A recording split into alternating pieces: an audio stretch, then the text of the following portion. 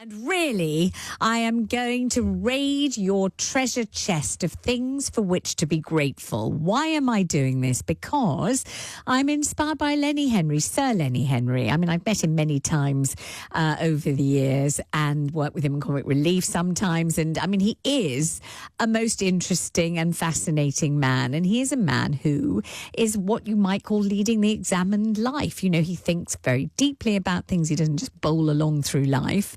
And of course, as we all are, he's affected and afflicted by the world picture at the moment, which is, you might say, absolutely riddled with death and destruction and aggression and fear and worry and concern. You may almost feel as if the world's pretty much spinning off its axis. You may be seeing war and death and starvation, destruction, and you may be finding it very difficult indeed to maintain your own equilibrium. You know, your own sense of optimism. Maybe normally you're a cheerful person. Normally you keep your life on a relatively even keel. But every time you look at the news, every time you hear a bulletin, you feel this terrible pang at the very centre of your soul and think, oh my gosh, you know, how am I meant to just go about my business smiling and optimistic and happy when all these things are happening all around me? Every time you hear the phrase, the NHS is broken, you feel a pang to the heart and hope that you're not having a heart attack. Because if you are, you wonder whether you'd be treated quickly enough. You know, the whole thing couldn't it, conspire to put us all in a spiral of absolute despondency, wretchedness and misery. So how do you stop yourself feeling sad, nervous, glum, downhearted, pessimistic, wretched and miserable? How do you stop it? Well, why don't we do, or try and do, maybe you're already doing this, what Sir Lenny Henry says that he does. And what he does, he says, is to try to list every single day the things that you should be grateful for. Now, maybe you think this is incredibly simplistic. Maybe you think it's silly. Maybe you think it's complacent to say, well, I've got this and I've got that and I'm lucky to have this and lucky to have that. Or maybe you think it's very, very important to express gratitude, to feel gratitude and to remind yourself of the things you ought to feel gratitude for. So there's a play called Every Brilliant Thing, and it's about a 7-year-old boy whose mother is in hospital. She's depressed, and according to the boy's father, has done something stupid. The title refers to the boy's attempt to write a list of everything good about the world to persuade his mother to stay in it. It is a list he continues as he gets older, so it includes everything from water fights and chocolate to sex. Lenny Henry was allowed to add his own brilliant things to the script.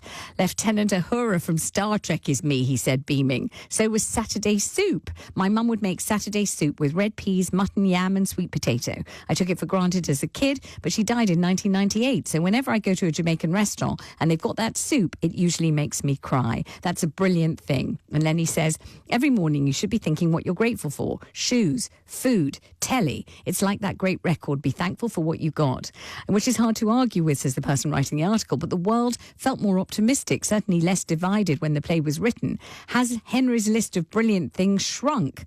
Well, it's important to keep an even keel, he says. We see death and destruction all the time, and you could be forgiven for losing your mind. So it's vital to remember that there are really good oranges, or that Crypto the dog is really cute in the new Superman. And I wonder whether you have a list of things that you're grateful for, how you keep yourself on an even keel, how you stop yourself getting swept off on a tidal wave of misery. Do you list the things you ought to be grateful for? Do you remind yourself of the good things? And if you do, what are they? So help us all keep on an even keel. Give us your list of gratitude, the things you're pleased and grateful for, and how you stop yourself getting engulfed in the slough of despond. 0345 606 0973. Now, these lists should be as different as you are, really. And maybe if you don't think it works, you want to ring up and say that. Yesterday I spoke to Noel McDermott. I was really pleased to do so, the psychotherapist and broadcaster. So I thought we'd rope him in again today to help us out. Noel, I mean, you thought you were going to have a leisurely Sunday, but I couldn't let you do that. So thank you very much indeed for joining me again. You're all smiles. But Lenny's got a point, hasn't he? I mean, even people with a naturally sort of jovial disposition are finding it quite hard to be jolly at the moment. Well, that's right. But I think the core point is that the inside of one's own head is one's property. And no matter what's going on out there, we can sort of garden that effectively. And the way I like to think about it is this: our mind, our consciousness, our decision-making capacity is a gardener inside our own mind, making decisions about what's going to grow there. And the way we make decisions about what's going to grow there is what we bring our attention to. Our attention is the sunshine, is the water that the garden needs. And we have a choice to make. Do we bring that attention to things that are going to distress us and destroy us, or do we bring that attention to things that are going to nourish us and allow us to be more effective? Because the bottom line is this: when you're on the plane and the oxygen masks drop down, you have to put the oxygen mask on yourself first. And that's really what we're talking about here. How do you maintain your own capacity to be effective in the world, and then do the things that change it for the better if you've a mind to? Tell me about gratitude, what part that plays in life. You know, because some people might think it kind of smacks of complacency. You know, I'm so grateful for my beautiful wife. I'm grateful for my beautiful car. I'm grateful for my beautiful job. I love my beautiful shoes, you know, whatever it is. Is it just kind of congratulating yourself on all the good stuff you've managed to acquire? And if it is, does that make you a complacent person, just patting yourself on the back and really being very self-congratulatory? Or does gratitude, if you express it to yourself, help you feel better about life? Well, it's an old idea. Buddha talked about it as well. Buddha called it love as opposed to gratitude. Have love in your heart, have love in your mind, and you make the world a better place. Jesus also said the same thing. Most sort of really creative, inspirational people throughout history have said exactly the same thing, that if you approach the world and other people with a positive, warm, what I would call psychologically pro-social attitude, right, then you're going to be making the world a better place, because we are social animals, and you will be sending signals that you're safe and engaged and social, and that will recruit people to you. But gratitude itself has been researched, and it's one of the things that is this, it's unequivocal, the evidence of how positive gratitude is in terms of our health and well-being. It produces all sorts of positive hormones inside our body, all sorts of neurochemicals inside our body that encourage us to be healthy physically,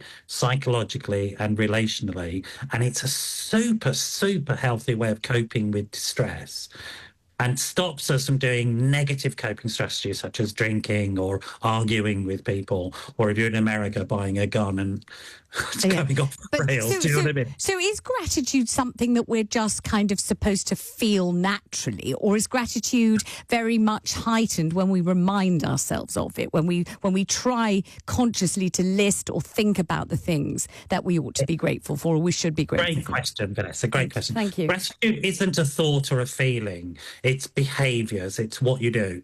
It's the same with all these things. If you have love for somebody, you show your love. And gratitude is a habit that you train yourself into. Right. And Lenny describes that superbly. Every morning he gets up and he lists the things. And if you do that, if you engage in the practice of gratitude, then the feelings and thoughts about it will come. Always with humans, it's the behaviour that is the most important thing. Finding an action to go with an idea then will bring about the change that you seek in terms of heightened sort of sense of health and well-being, and then being more effective with other people. And explain how it makes you feel better to say to yourself, as he said, you know, I'm grateful for shoes, telly, the sunshine, right, you know, Lieutenant Uhuru and whoever else he likes on Superman. And, you know, some people might feel, you know, I have felt over the last couple of years, you know, I've had to learn to be single, which I don't like at all, and I never wanted to be, and I never thought I was ever going to be. I really don't like it. Occasionally I've had to be really grateful for things like, I mean, forgive me, lucky my parents are dead and won't hear me say this, but, you know, Love Island and Big Brother. Sometimes I felt, oh good, here's an oasis of, you know, an hour of telly that won't be too demanding, that will be kind of quite diverting, that will, you know, that I can kind of build an interest in every night, and I can record it whenever I like. I can watch it, and I'm safe, and I'm comfortable, and I'm watching something that isn't going to distress me, and this is a good thing. I mean, I have had to sort of give myself a good old pep talk and remind myself of this, I've got to tell you. Absolutely. So how does it work? Well, it works because you can break us down to two sets of hormones, essentially. There's good, happy, positive hormones, and there's negative, distressing hormones. There's as you described, there's plenty of opportunity to feel the distressing negative hormones. Yeah. You don't have to work at finding those. They're around you. Read the news. There you go. It'll distress you and upset you. But we do have to work at feeling the more positive ones. And one way is that we take control of some of the thoughts that are inside our head, because the thoughts inside our head, those automatic things that emerge, as opposed to the conscious relationship to them, the thoughts that automatically emerge are a neurochemical reality. They're not out there, they're inside me, having an effect on me. And I need to be aware of that and do something about that effect. And I need, as Lenny said in the article, to counterbalance the fact that there's plenty of distress available. I don't need to invent it. So I do need to work. And the other side of it is our mind, if you like, our brain is split into two functions: higher functions where we can do all these positive stuff, and then more primitive functions, which are always looking for a threat. Yeah. And we need to be overwriting that, always looking for a threat all the time. Because the more we do that, the more we engage in pro-social, positive emotions and feelings and relationships, actually, the more we're growing sort of these structures in our brain that are good for us and help us be more effective. So for your patients, for example, you're a psychotherapist, will you help them with that? Will you kind of help them to realise there are things to appreciate, Absolutely. things that, that not necessarily everyone has, but they do have, that they could take pleasure in, that they may have forgotten or not realised are Absolutely. important? So how will you do that then, Noel? Well, gratitude lists are a fairly standard tool that we will use. Affirmations are another tool that we will use. Things like saying thanks to somebody who can't give you anything back. Being good and doing something pro-social and in somebody's benefit, and they won't know about it. So a good one is, if you use the buses in London, for example, and you get off the middle door, make sure you say something nice to the driver before you go. They can't do anything about it. There's no reward you're going to get back, but you'll certainly make their life better. If you get good service, don't tell the person about it, tell their manager, and then go away and let them have a really good rating, rate people well. Do positive things like this, and actually you're balancing those hormones inside your own body. We call it dose: dopamine, oxytocin, serotonin, endorphins. Those are the hormones that you want. And the more you behave like a pro-social member of the herd, the more rewards that you will get. Is it human nature to take the good things that we have for granted, to get very used to them very quickly, and then forget that we're very lucky to have them, because we do have them, we've got them? And so, clean water most of the time in this country, obviously not all the time. I know the water companies are in, disarray. But, we don't normally wake up every morning, or maybe I don't anyway, and think, thank God I have running water. Thank goodness I've got I can drink the water in my own kitchen. I don't really. I've never known a life without running water inside a house. I've been very lucky to have it, but do I feel lucky and celebrate that good fortune? Not really. No, I expect it. I take it for granted. I've always known it. I've never known it any other way. You don't look horrified with me, but I should wake up in the morning and thank the Lord or something for the clean water. I don't necessarily do it. Do we become used to all sorts of things very quickly? Is that a thing? I think we tend towards looking at where the problem is because we want to solve it. And we live in a culture that tends towards that problem solving, what might be called left brain functioning. And we depress the right brain functioning, where we notice these things. If you hang out with children, I don't know if you've done that recently. I have. I love it. This is something I'm very grateful for. My beautiful Absolutely. grandchildren. Okay, I'm now going to hold up my handbag so you can see this. Go on. Just in case you think I'm not grateful for these grandbabies.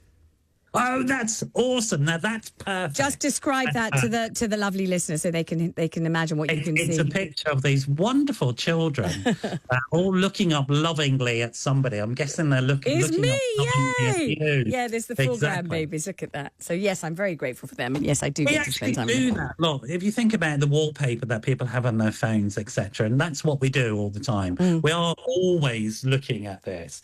And if you think about how a child functions, a child tends towards the sort of appreciating everything and every moment. And they can do that because they have a sense of safety. And this thing about gratitude and pro-social is about trying to recreate that sense of safety internally. And what happens is, as we get older, there's more distressing, more things that we have to deal with, and we lose that sense of safety. And it's about reclaiming that sense that, oh, it's actually going to be okay. And the more we feel that, the more effective we become in terms of dealing with the problems that we do actually have to deal with. And so it's about that and about reducing our tendency towards going, I've got to fix that problem. Look bigger, look broader, look wider. Things are going to be okay. Have a look at those things that actually tell you things are going to be okay. Like, for example, I've turned on the tap. All right. It's not too bad, is it? I've got some water coming out. Oh, I just made myself a coffee. That's okay, isn't it? And making those lists and getting into the habit of them, doing them on a daily basis, is a really good habit to get into. Thank you so much, Noel. Really appreciate having you on the show. It's been something for which I'm extremely grateful, immensely grateful. Noel McDermott.